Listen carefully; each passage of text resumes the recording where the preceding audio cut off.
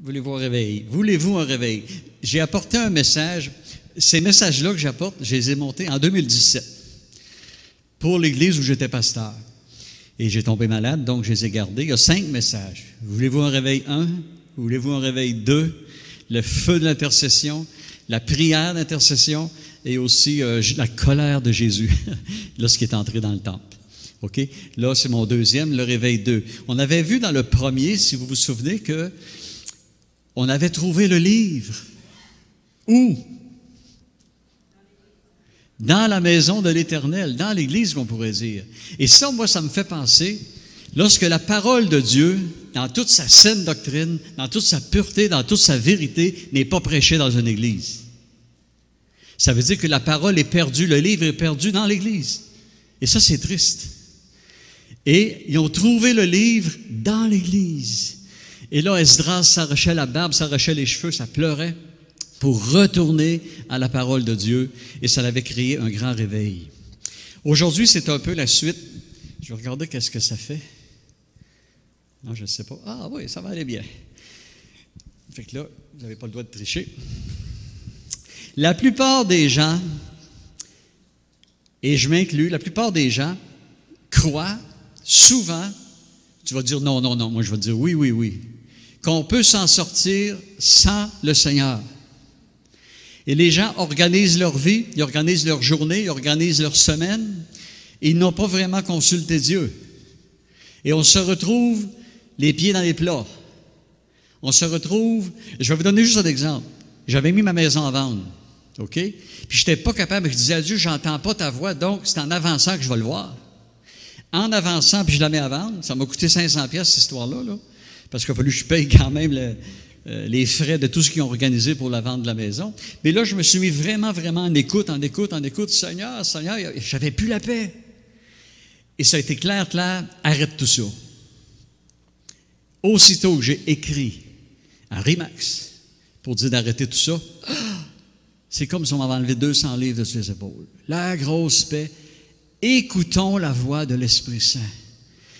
Ne nous mettons pas des jougs sur les épaules sans consulter Dieu. J'avais consulté, mais je n'avais pas de réponse. Je ne savais pas quoi faire. Parce que j'avais un projet. Mon projet était celui-ci. Je m'achète une maison en Haïti. Je vais vous dire la vérité. Plus en campagne, en montagne, c'est plus frais, c'est pas dangereux. Et presque à côté, il y avait une église. Et moi, j'aurais aidé en Haïti, avec mes revenus, les profits aussi, j'aurais aidé des gens, des pauvres et l'Église. Et je m'ai racheté ici un petit chalet, habitable 6 mois par année, là, de mai à fin octobre. J'aurais habité dans mon chalet. Donc, j'ai été 6 mois dans le sud, en Haïti, et 6 mois dans la neige. OK? Pas dans la neige, au chalet, excusez. Mais le Seigneur m'a fait comprendre que c'est pas moi qui va sauver le monde. Et quand même que je donnerais tout mon argent, c'est comme une goutte d'eau dans la mer. Ça fait que là, le projet est beaucoup plus gros que ça. Hein? Parmi le peuple de Dieu, on doit être de ceux qui consultent le plus l'Éternel.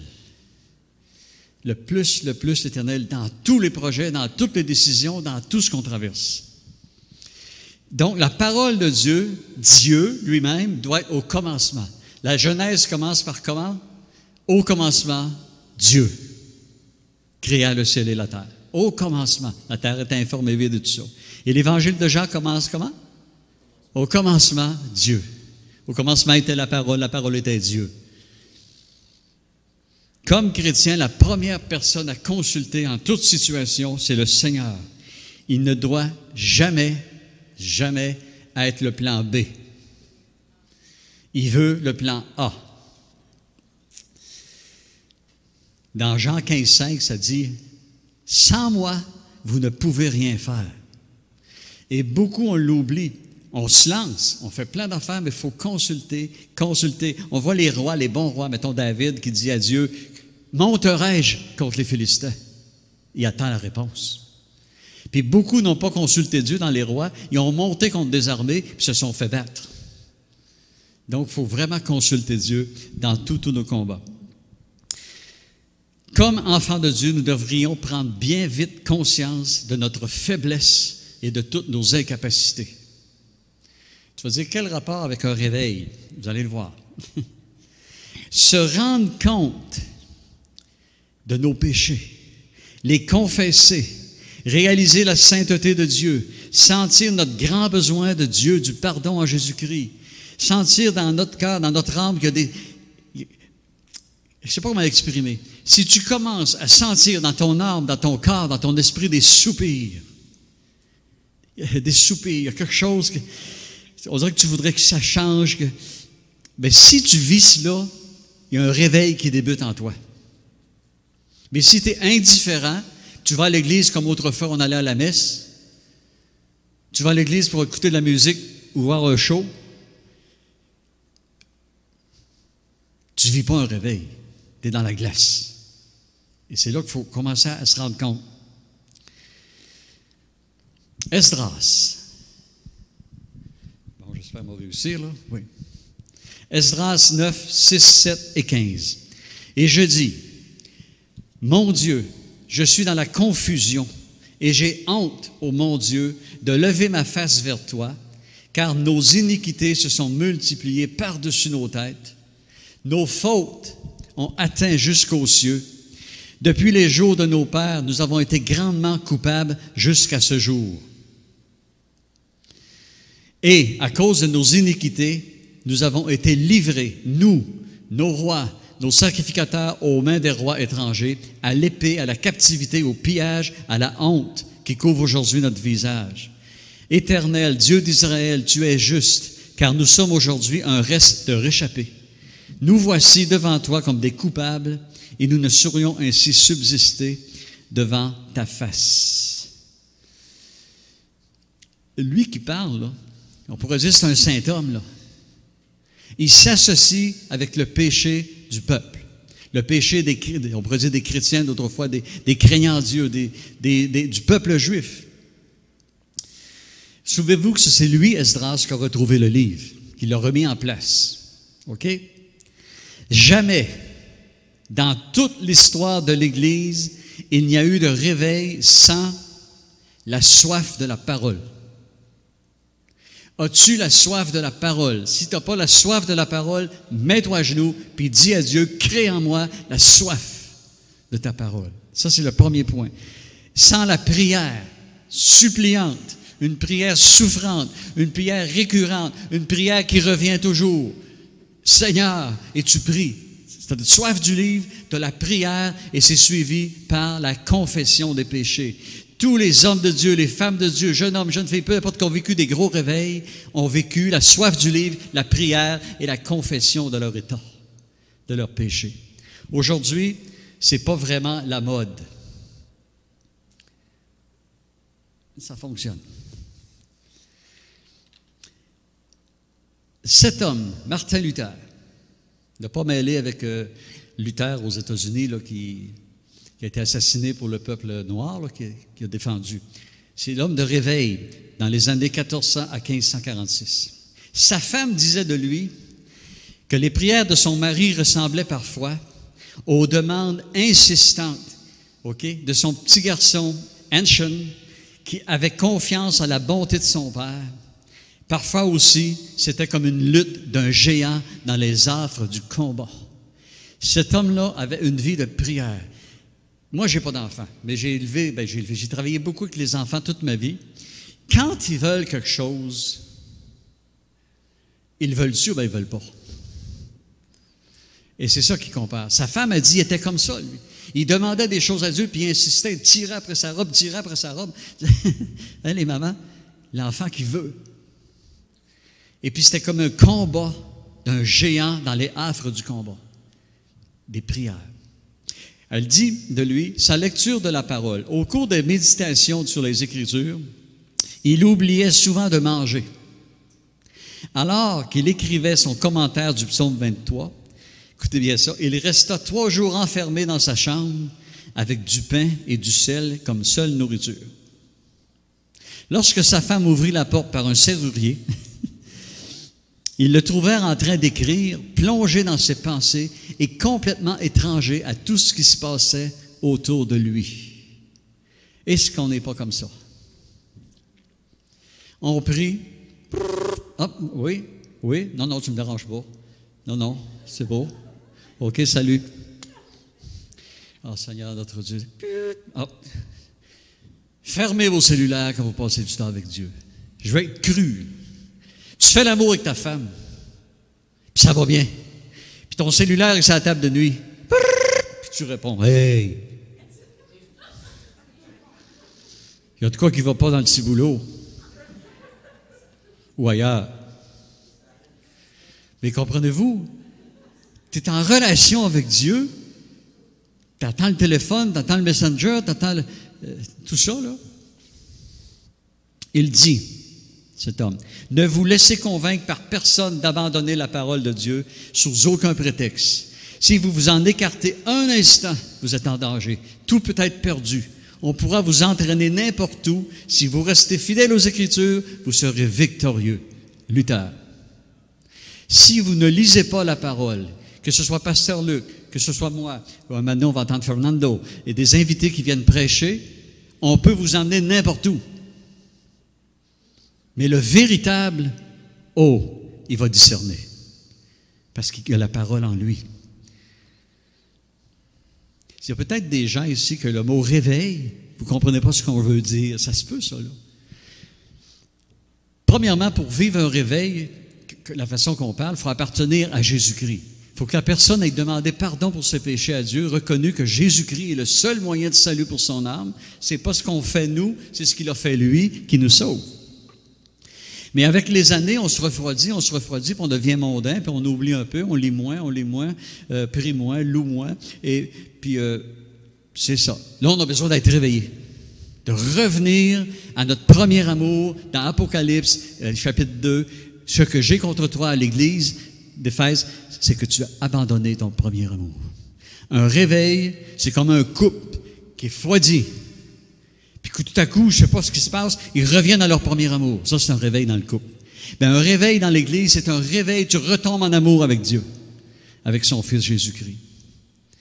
Derrière tous les grands hommes et femmes de Dieu, en arrière de tous les prédicateurs de feu et des grands réveils, il y a une personne qui mange la Bible à tous les jours, qui confesse ses péchés, qui confesse les péchés du peuple. Et enfin, il y a une personne qui prie, avec cris et avec larmes. Est-ce qu'on est proche de cela? Nous arrivons dans les temps où le parachute, on est en train de descendre là. On a sauté de l'avion, de la vie séculière et tout ce qui se passait pendant des milliers d'années, ça allait bien. Mais là, on s'en va vraiment vers la fin. Moi, je n'apporterai plus aucun message qui flatte. Il faut se réveiller. Il faut se réveiller. La Bible, qui mange la Bible, qui confesse ses péchés, ceux du peuple, et les personnes qui prient avec cris, avec larmes.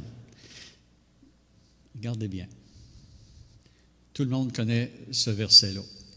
2 Chroniques 7, 14. « Si mon peuple, sur qui est invoqué mon nom, s'humilie, prie, cherche ma face, s'humilie, je suis pécheur, sans toi je ne peux rien faire. Seigneur notre Dieu, je te prie de m'exaucer. Je cherche ta face dans ta parole, je cherche ta face à tous les jours. S'il se détourne de ces mauvaises voies, Seigneur, ce péché-là, il faut qu'il sorte de ma vie. Je suis accro, je ne suis pas capable, je sais, mais je ne suis pas capable. Aide-moi. » Je l'exaucerai des cieux. Je lui pardonnerai son péché et un gros réveil dans la Beauce arrivera. Et son pays, je guérirai. Est-ce qu'on a, puis je me pose la question, les âmes à cœur? Est-ce qu'on a vraiment à cœur que la population soit touchée par l'Esprit de Dieu, la parole de Dieu? Vous allez voir des choses tout à l'heure, que parce qu'un homme de Dieu prie et jeûnait, la population à l'extérieur a été touchée. Vraiment touchée. Ils ont tombé à genoux par terre, confessant leurs péchés. Dans un réveil, les premières choses que l'on voit, ce sont des gens qui soupirent intérieurement, désirant ardemment sortir du stagnant, du statu quo. Es-tu tanné d'aller à l'église? Tu rentres chez vous, il n'y a pas eu aucun changement dans ta vie. Tu as prié pour un, tu as prié pour l'autre, tu as témoigné un, tu as témoigné l'autre, tu as passé la semaine peut-être à témoigner à des gens, il ne se passe rien. C'est ça, être tanné du stagnant. Tanné que ça ne change pas. Fatigué que c'est toujours pareil. Si tu vis ça, là, il y a un réveil qui débute en toi. Si tu t'en fous complètement, tu es perdu. Aïe aïe, hein? J'avais marqué ici. Ça va dire aïe aïe. Je ne suis pas prophète. Il commence alors à invoquer Dieu avec insistance. La prière engendre le réveil et le réveil engendre encore plus de prière. Cette nuit, ça fait plusieurs fois que ça m'arrive, je suis complètement réveillé de prier pour un tel. J'ai commencé beaucoup à vivre ce que je vous prêche ce matin, depuis environ un mois et demi. Beaucoup. J'ai 4 à 5 périodes. Oui, tu vas dire, t'es bien, pasteur François, t'es seul. J'ai envie de dire, t'avais juste être seul? Non.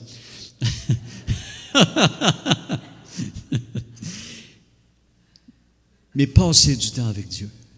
Passons du temps avec lui. Je suis seul, mais j'ai beaucoup de travail pareil. Puis je vais dans les hôpitaux cette semaine, je suis allé 6 fois dans les hôpitaux. Oui, je m'occupe quand même de plein de choses, mais OK, la prière engendre le réveil et le réveil engendre encore plus de prière. Dans ta Bible, OK, dans notre Bible, on trouve Asaph qui se lamente sur le triste état de son époque, sur les murs brisés de Jérusalem, sur les animaux errants qui ont faim, sur les vignes dévastées, sur le peuple qui se relâche. Alors, qu'est-ce qu'il fait? Il va crier à Dieu une prière. Asaph. Qui est Asaph? Ton voisin? Non. Asaph, c'était un musicien, un homme consacré totalement à Dieu. Il était parmi les 3 grands musiciens de David, Asaph et Jéduthun et Héman. C'était vraiment des musiciens consacrés à Dieu. Et lui a écrit ceci en voyant l'état lamentable. Psaume 99. 80, plus loin, 19. Éternel Dieu des armées, relève-nous, fais briller ta face et nous serons sauvés. Ce gars-là est sauvé, mais il voit l'état lamentable autour de lui. Tout ce qui se passe autour de lui, les inconvertis, même les animaux, il regarde tout ce qui se passe, qui est en train de périr, qui soupire, comme Paul dit, la création soupire elle-même. Il voit tout cela, alors qu'est-ce qu'il fait? Il crie à Dieu d'intervenir. Relève-nous, fais briller ta face. Est-ce qu'on a cet esprit de réveil? Il plaide pour qu'un réveil se manifeste et pour que le peuple de Dieu retrouve la bénédiction et la faveur divine. Le Saint-Esprit est un esprit de prière. Pensons à ça. Seigneur, remplis-moi de ton esprit. Comment savoir si tu as rempli de son esprit? Ici, ça fait mal.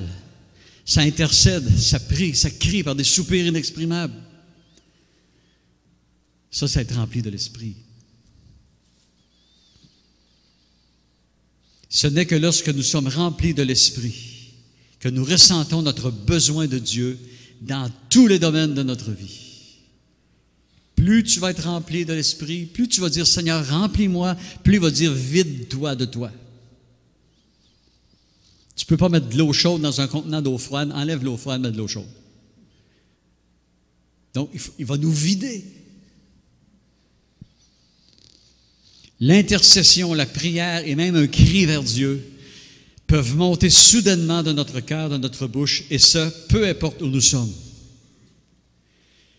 Tu marches dehors, tu es en train de tondre le gazon, Seigneur, puis tu pries. Il y a quelque chose qui vient en toi. Ça veut dire que tu es en train de vivre un réveil. L'Esprit t'a spoté, on va dire en bon beauceron.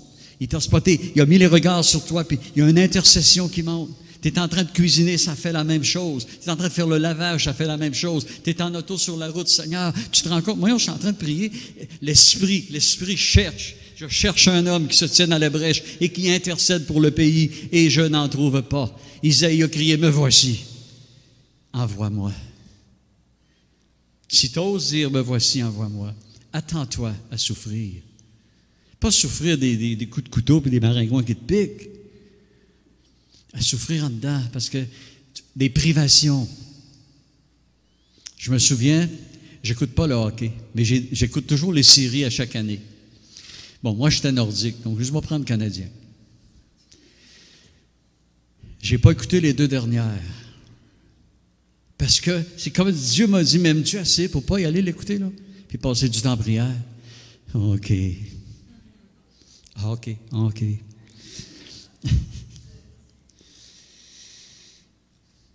C'est ça, prier sans cesse. C'est une femme enceinte, ça me vient là, peu importe où elle est, elle n'oublie pas qu'elle est enceinte. Je ne suis pas femme, je n'ai jamais été enceinte. Mais d'après moi, elle ne l'oublie pas. Elle se lève la nuit pour boire un verre d'eau, elle sait qu'elle est enceinte. Elle va chercher la malle au milieu du chemin l'hiver, beaucoup de neige, elle sait qu'elle est enceinte. N'importe où elle est, au bureau, un chrétien, prier sans cesse, c'est la même chose. Il y a quelque chose qui se passe dans toi, tu réalises que tu es un enfant de Dieu, qu'il y a des besoins, qu'il faut que tu parles avec Dieu, c'est ton aide, c'est ton refuge, c'est ton rocher, c'est ta cachette, c'est en lui que tu trouves la force, l'énergie, et c'est toujours, c'est constant. Tu ne viens pas à l'église, puis le lundi, tu oublies que tu es chrétien. Non, c'est là. Si nos églises ne prient pas, et si les gens n'ont pas faim de Dieu, alors le nombre de ceux qui viennent aux réunions n'a aucune importance. Qu'on soit 100, 200, 25, 5000, ça n'a aucune importance si ces gens-là n'ont pas une soif de Dieu, la prière avec Dieu, qui lit la parole, qui médite la parole de Dieu. S'il n'y a pas ce feu en dedans, le nombre ne veut rien dire. Mais au moins, les gens qui sont là sont à la bonne place. Ils sont à la bonne place. Une personne réveillée va pouvoir réveiller d'autres personnes. Maman se levait à 5h, 4h30, 5h toute sa vie. On était une famille de 11 enfants. On avait une mini-fermette avec des animaux. Puis c'est elle qui venait nous réveiller à 6h pour aller à table. Mais pour qu'elle vienne nous réveiller, il fallait qu'elle soit réveillée. OK? Nous autres, quand elle venait nous réveiller, souvent on tardait un peu. Hein? Vous savez, on se vire de bord, puis on se rendort. Quand tu as 12, 13, 14, 15 ans, là, tu dors instantané. Mais il y a une fois qu'on s'est toutes levés. Là. On n'était jamais 11 dans la maison parce que les plus vieux n'étaient plus là. Mais on devait être 7, 8. On va toujours m'en rappeler. Chez nous, quand tu montais l'escalier qui monte comme une échelle, il y avait une trappe, une grosse trappe, puis elle était pesante. Boum! Le boum, des fois, nous réveillait, mais des fois, il ne nous réveillait pas. Mais une fois, on entendait boum, boum, boum, boum, aïe, aïe!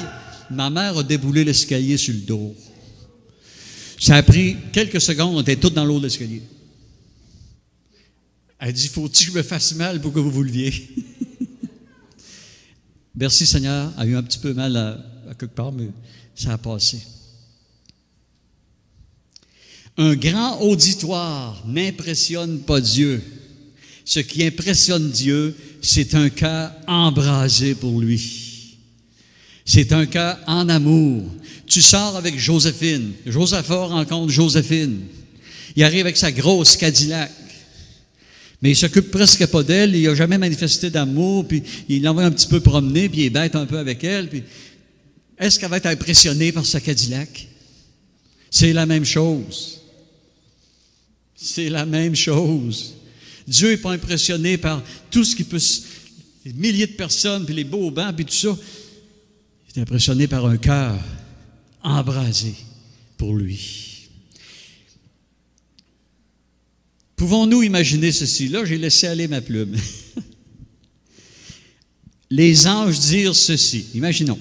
Wow! Les sièges de votre église sont super confortables. Les gens sont bien habillés. Hein, les anges qui je parle. Hey, as-tu vu la belle salle? As-tu vu la déco? Hey, les gars, venez voir. Les toilettes, le beau sous-sol. Ici, dans le ciel, nous sommes vraiment impressionnés. On est dans l'admiration, nous, les anges. Quel bon système de son. As-tu vu les amplis? Un Line 6. Un PV. Wow! Des Echo Voice. Et là, les gens, oh, alléluia! Disons que j'ai pris de l'âge. Non, hein? Je ne crois pas qu'ils sont impressionnés par cela. Ce sont tous des choses nécessaires. OK? C'est vraiment nécessaire. Si nous n'aspirons pas à connaître l'intimité de la présence de Dieu ici-bas, que ferons-nous au ciel? David Wilkerson. OK? Je le relis. Si nous n'aspirons pas à connaître une intimité de la présence de Dieu ici-bas, que ferons-nous au ciel?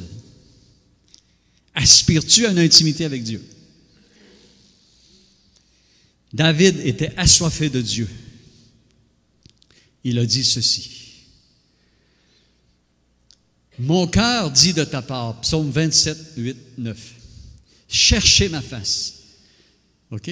C'est comme si le cœur de David, l'Esprit parle au cœur, puis il dit à David, cherche ma face. Et David répond, je cherche ta face. Ô Éternel, ne me cache pas ta face. David nous montre par cela qu'il voulait plus encore. Seigneur, je la cherche ta face.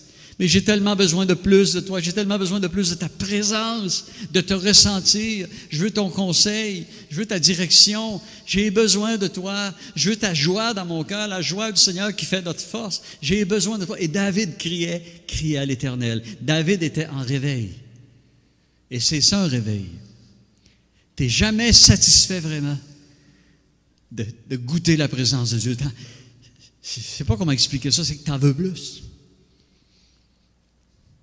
Un des fils de Corée, ce n'est pas la Corée du Nord ni la Corée du Sud. Les fils de Corée étaient une famille de chantres à l'Éternel. Sais-tu qu'on a déjà connu la famille Arbour? C'était une famille de chantres. On pourrait dire que les Bédards, ils chantent. Non, mais c'était une famille de chantres consacrés, eux. Ils étaient consacrés, eux. Consacrés à l'Éternel. Ils ne vivaient pratiquement que dans le temple. Ils étaient nourris, logés, tout ça. OK? Un des fils de Corée a soif constamment de Dieu. Dans un psaume, il va dire ceci. Oh. On recule. Ouais, là, je viens de voir quelque chose qui ne marchera pas tantôt. OK. Il dit dans le psaume 42, 2 et 3, « Comme une biche soupire après des courants d'eau. » M'alloir après lui, voir si je me suis mêlé. Oui. « Comme une biche soupire après des courants d'eau, mon âme, OK, soupire après toi, mon Dieu. Mon âme a soif de Dieu, du Dieu vivant. » Souvent, ils vont nous montrer ce psaume-là avec une biche qui a la gueule dans l'eau. C'est-tu vrai? Ben, c'est erroné. Elle ne dira pas « j'ai soif », elle est en train de boire. Et nous, les chrétiens, on peut se retrouver comme ça. Dans un lieu sec, un moment où il n'y a pas de réponse de Dieu, un moment où le Seigneur... Et c'est là qu'il faut plonger dans la parole de Dieu. Mon âme a soif de toi. Mon âme a soif de toi. Mon âme soupire après toi. Il n'y aura pas de réveil sans une soif incessante de Dieu dans nos églises. Il n'y en aura pas de réveil si on n'a pas cette soif-là dans l'Église. Je vais être assez direct. Nous, comme prédicateurs, enseignants, pasteurs, tous ceux qui enseignent la parole de Dieu, qui prêchent n'importe où, et ce que je vais te dire là, je sais de quoi je parle. La prédication de la parole de Dieu elle-même peut devenir une forme très subtile de spectacle. Hey, on va à la Nouvelle Vie, c'est Claude Aude qui prêche. Wow! Ça va. Merci, pasteur, pour Claude Aude. Je n'y arrive pas à la cheville. Mais si on recherche ce qui nous épate, ce qui nous étonne, ce qui nous... Wow! Ce qui nous... Wow! On est à côté. Ça peut devenir une forme de spectacle. Pour nous, les prédicateurs, si on carbure, si on se nourrit aux applaudissements, au bravo, au c'était bon, t'es en feu, wow! C'est ça qu'on attend, c'est ça qu'on veut, on est complètement à côté. Notre seul et unique but doit être, j'espère qu'il y a des âmes qui ont été touchées. J'espère qu'il y en a qui vont se repentir. J'espère qu'il y en a qui ont tremblé dans leur chaise, dans leur culotte, je dirais, et qui vont décider d'ajuster leur vie. Si c'est ça notre but quand on prêche, oui. Quand nous, les prédicateurs, se tiendrons devant le Seigneur, il ne nous demandera pas si nous avons été un orateur talentueux, si on a su animer les foules, exciter les esprits, si on a satisfait les gens avec nos performances. Niet. Jamais Dieu va faire allusion à ça. Fait que nous, les prédicateurs, il faut faire attention. Et tous les pasteurs à travers le Canada, à travers le monde, il faut qu'on fasse attention. Si c'est des foules qu'on veut, si les étoniques, c'est ça qu'on veut, on est à côté. Dieu va nous demander seulement si nous avons amené les gens à se repentir, à recevoir Jésus-Christ comme Seigneur et Sauveur de leur âme, si on a amené les gens à lire sa parole, si on a apporté les gens à l'auditoire à développer une relation et une intimité avec lui. Si mes prédications poussent personne à se repentir, si mes prédications poussent personne à avoir une soif de la parole, à se reconnaître pécheur, à marcher plus droitement dans la sanctification avec Dieu, mes prédications ne valent pas plus qu'un discours politique. Si mes prédications ne parlent pas de recherche de la paix, de la sanctification, si ça ne t'amène pas à changer et à abandonner un péché, je suis à côté. Ça ne marche pas.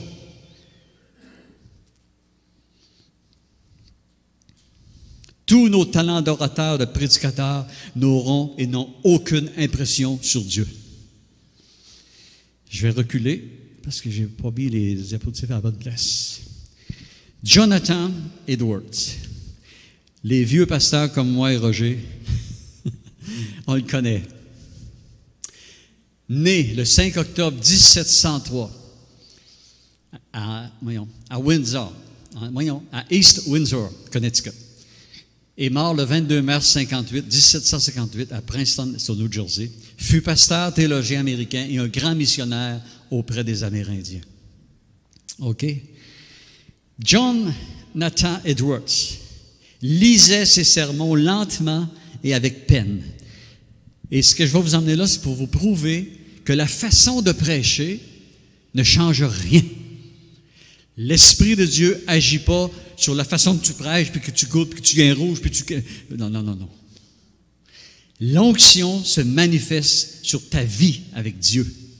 Elle va se manifester sur ta consécration, ta soif de lui, ton intimité avec lui, et le but, l'objectif, pourquoi tu prêches. Imaginez que je prêche comme ça. Recherchez l'Éternel, car il est Dieu. Éloigne-toi du mal, et que je vous tiens comme ça pendant 1h30. C'était Jonathan Edwards. Sa bouche a dû paraître comme une épée enfilée à 2 tranchants, et ses attentifs auditeurs devaient être bouleversés. C'est ce qu'on dit de lui. Ses paroles ont dû avoir été aussi douloureuses à leur cœur et leur conscience que le métal brûlant sur leur chair. Il est en train de dire que lorsqu'il prêchait la parole, ça touchait l'âme, ça brûlait, ça touchait l'âme tellement, il compare ça à tu prends un morceau de fer brûlant et tu le mets sur ta peau. C'est ce que la parole de Dieu à travers sa bouche faisait dans l'âme des auditeurs. On n'a plus ça dans nos églises beaucoup. Néanmoins, ces auditeurs ont prêté attention, se sont repentis et furent sauvés. Prêche-nous pas trop dur. Il n'y a pas personne, je pense, dans nos églises québécoises qui supporterait les messages de John Wesley, de Charles Finney, de Jonathan Edwards, d'Hudson Taylor, George Whitefield, Guillaume de Farel. Ces hommes-là de Dieu, là, ils prêchaient la parole. Oui, la consolation, ça m'arrive de prêcher, la guérison, la consolation, l'amour de Dieu, c'est tout biblique. Mais ne pas avoir peur de dire la vérité. Devant l'ouragan spirituel, je lis exactement ce qui était écrit de lui dans un livre, devant l'ouragan spirituel d'Edwards, la foule s'effondra. OK? Je vais vous donner le contexte. Il est en Nouvelle-Angleterre, aux États-Unis, il prêche. Avant de prêcher, il a passé 3 jours dans sa chambre, à prier, à jeûner sans rien manger ni boire. Il est arrivé pour prêcher à son pupitre.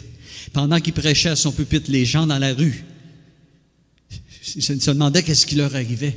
Tout à coup, convaincu, mais je suis perdu, moi, ce que je fais. Puis là, il voyait une église, il rentrait dans l'église. Et ça dit, la foule s'effondra. Certains tombèrent à terre comme terrassés.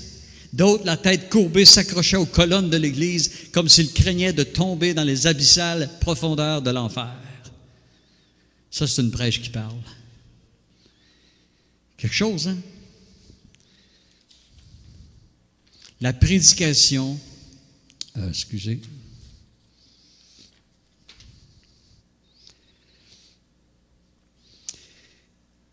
Est-ce que nos prédications amènent les gens à la repentance, à une profonde communion avec lui?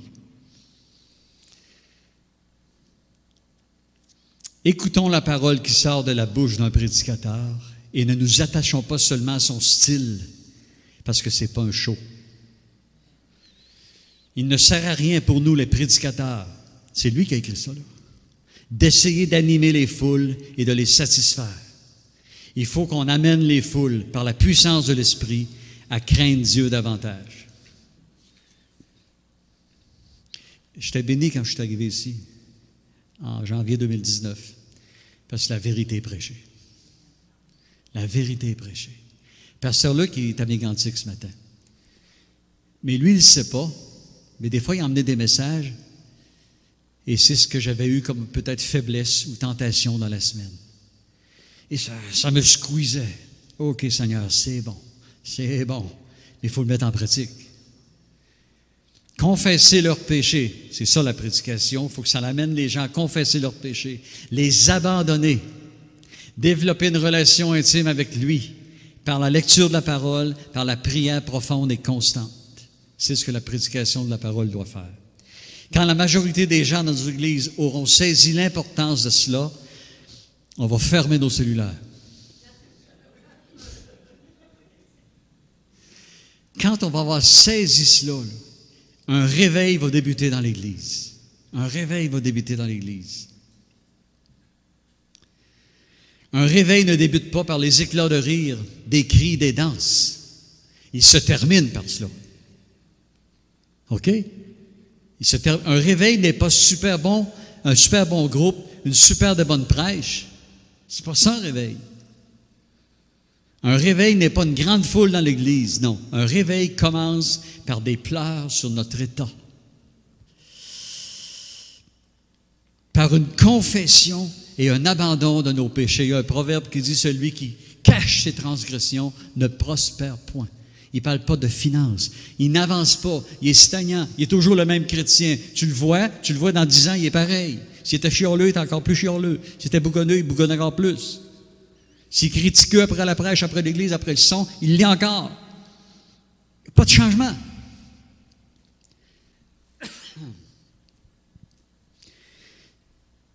Excusez. Un réveil amène la confession et l'abandon de nos péchés. Une vie de prière et de supplication. Après cela, on a inversé les choses. C'est un peu comme, ça dit que les miracles accompagnaient la prédication des apôtres. Vous êtes d'accord? Dans les actes, on voit ça. Les miracles, les guérisons accompagnaient la prédication. Aujourd'hui, c'est l'inverse. Les gens courent après les miracles. Ils les placent avant. Les gens courent après les miracles au lieu de courir après la parole de Dieu, après la vérité. Donc, ici, on a inversé. Il y a un réveil chez nous. Ah! Puis ça pisse dans le culotte. On a vu ça ici, le pasteur. Hein? On a vu des choses ici. Là. Ils font le bacon à terre, on dirait des serpents en rut. Hey! Excusez si vous avez peur de mes paroles, mais lisez Cantique des Cantiques, puis allez chercher l'original en hébreu, vous allez faire un saut. Après la sanctification de nos vies, vient des cris de joie et des danses. Pourquoi? Parce qu'on est libéré. On est libéré, on se sent libéré, les chaînes sont tombées, les cordes sont cassées, on est libéré. Et Seigneur, merci, tu m'as. Merci. Puis là, il y a des cris de joie. On n'imite pas l'Église à une autre place, on est nous-mêmes.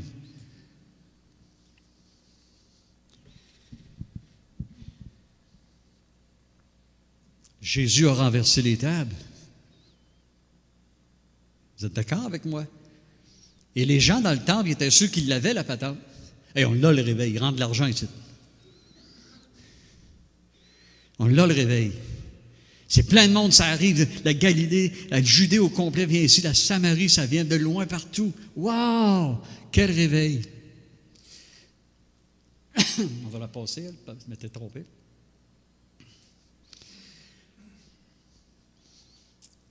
Matthieu 21, 13. Ceux qui ne viennent pas à la prière le mardi, qui pourraient venir, mangez cela. Ma maison. Donc, il leur dit, il est écrit là, ma maison sera appelée une maison de prière. Une maison de prière. Quelle est la vie de prière? Quelle est ta vie de prière? Participes-tu aux prières? Le matin, là en bas, on est toujours les mêmes personnes depuis le temps d'Adam. 3 ou 4 personnes les mêmes pour la prière. Il y a de la prière à 9 heures en bas. Les mardis, les mêmes personnes, toujours les mêmes personnes. Je condamne personne. Moi, c'est comme un gauge qui me dit, voilà la soif de Dieu, voilà la soif de la prière. Je ne parle pas des gens malades, je ne parle pas des gens qui travaillent, mais quand on peut aller à la prière, unis entre frères, qu'il est doux, qu'il est agréable pour des frères demeurer ensemble. Et c'est là, il dit que j'envoie la bénédiction, la vie pour l'éternité. Prends la décision de renverser dans ta vie ce qui t'empêche de prendre du temps avec Dieu pour prier. Jésus a renversé les tables. Toi, renverse les tables dans ta vie. Quelle table tu dois renverser dans ta vie pour aller dans la présence de Dieu? Le temple était obstrué, il était bloqué par les tables. La présence de Dieu n'était pas là. Puis quand Jésus est arrivé avec un fouet, puis il a tout brisé, la présence de Dieu était là, il était là. Et si tu fais tomber dans ta vie ce qui doit tomber, si tu fais renverser les tables dans ta vie qui doivent être renversées, fais-le. Réveille-toi, toi qui dors. Jésus dit, veillez et priez. Demeurez sobre. Veillez et priez. Seigneur, je te demande de bénir ce message dans nos cœurs, dans le mien, dans celui de l'Église, de chacune et de chacun. Qu'on puisse, oui, Seigneur, retrouver ce premier amour avec toi. Je te demande de saisir les cœurs, les esprits, les âmes de ta parole. Que chacun, Seigneur, on puisse augmenter à chaque jour un peu, Seigneur, notre temps avec toi, notre écoute avec toi, notre intimité avec toi. Quel bonheur pour Abraham d'avoir été appelé l'ami de Dieu. Je vais être ton ami. L'ami de Dieu. À un ami, on dit tout, on ne cache rien. Alors, Seigneur, permets que notre Église, l'assemblée ici, Seigneur, on devienne vraiment intime avec toi, comme Pierre, Jacques et Jean, qui étaient collés à toi et qui savaient presque tout de toi. Amène-nous dans l'intimité, Seigneur. Réveille-nous, afin qu'on réveille autour de nous. Garde-nous dans ta vérité. Au nom de Jésus-Christ. Amen. Soyez grandement bénis.